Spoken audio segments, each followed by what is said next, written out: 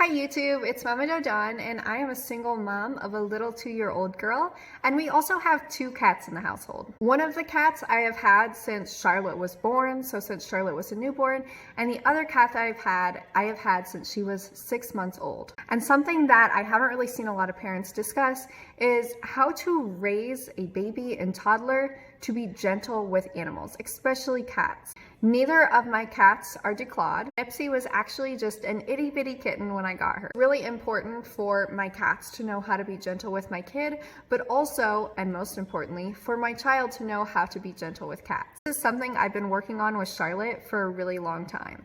So I wanted to share with you guys some of the tips that I've learned along the way. First of all, please, please, please do not go in with the mentality that if the child gets scratched, that's gonna teach everyone a lesson. No, it's not. You're putting your cat in danger because babies and young toddlers tend to grab things very hard. They're not aware of their own strength. You're putting your child in danger because a cat, if they're being hurt, is not going to care where they scratch your child. They could scratch an eye, they could scratch an ear, they could scratch somewhere very sensitive that could cause very long-term damage. So now that I've got that little warning out of the way, let's talk about the exact techniques that I took to help my kiddo and my cats learn to be gentle with each other. The most important thing I did with my cats was I really paid attention to their moods and their behavior. Were they laying and resting and really not in the mood to be messed with? We just let them lay and rest. Were they coming up, purring, rubbing on me, and wanting to be petted? That was the time to bring my child over and to begin to introduce to them how to behave with that cat. If you can, I think it's really good to start as young as possible. When Charlotte was just itty bitty, already starting to work with her and Minnie Mag, my older cat, on how to just get along with each other. I would make sure that they were keeping a reasonable distance apart. If Charlotte grabbed onto the fur, I immediately stepped in and had Charlotte loosen her grip and move the cat away, separated them to where nothing happened. I really only approached Minnie Mag when she was approaching us for attention. At around 9 months old, I started working on the command with my child of gentle hands. Show her specifically what this meant, that it meant just pet the cat with a flat hand. Be very slow, be very gentle, be very light. Now at 2 years old, she knows what gentle hands are.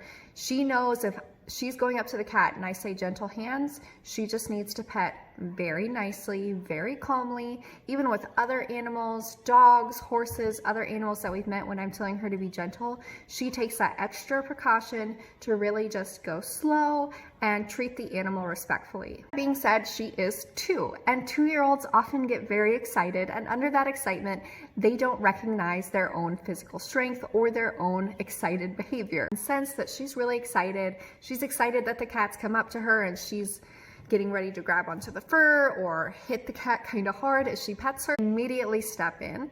I separate the 2 of them because I know at that point in time Charlotte is not going to be able to do gentle hands, so there's no point in me trying to get her to do gentle hands. And here comes a kitty cat.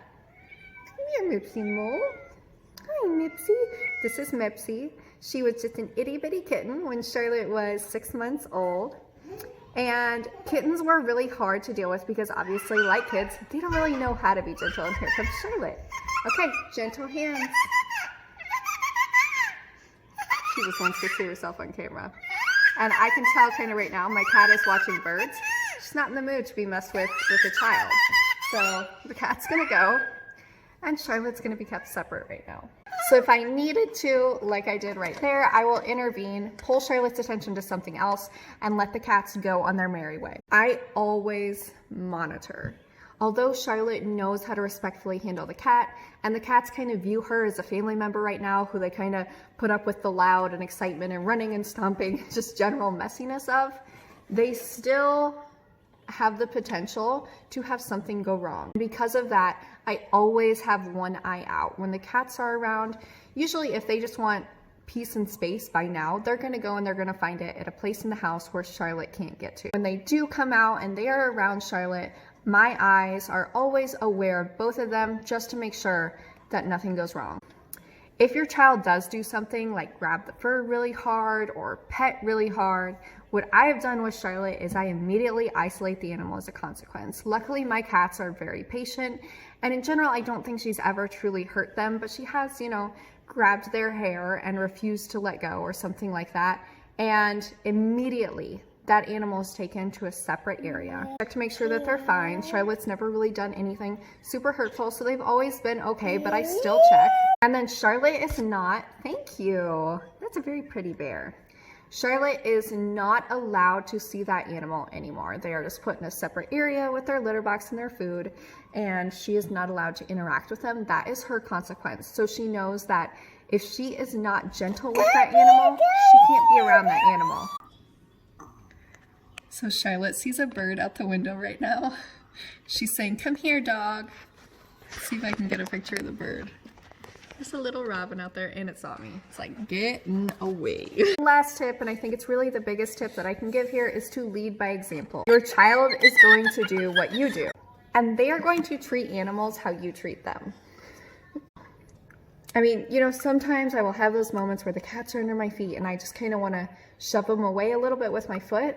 But I recognize now, like, Charlotte's here. Me lightly pushing the cat aside with my foot is probably not going to read as just a light push with Charlotte. It's going to read as a kick.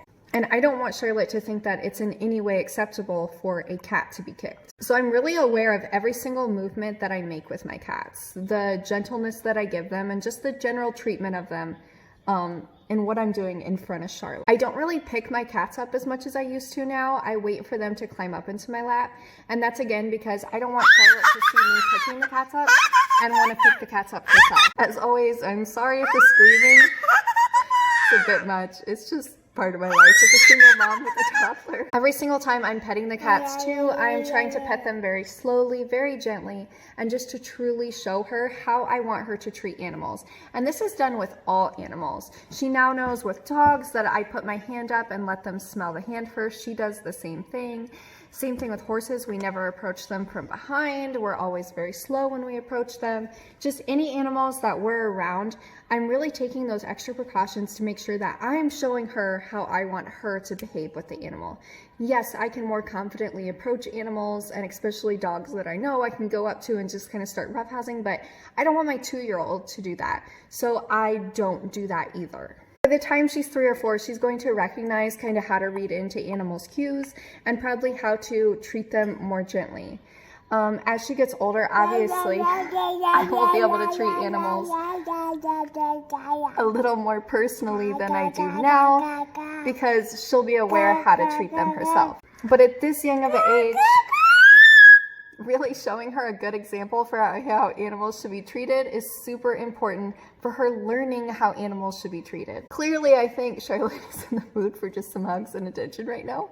So that completes all of my little tips for how to raise a baby toddler to be really gentle with cats.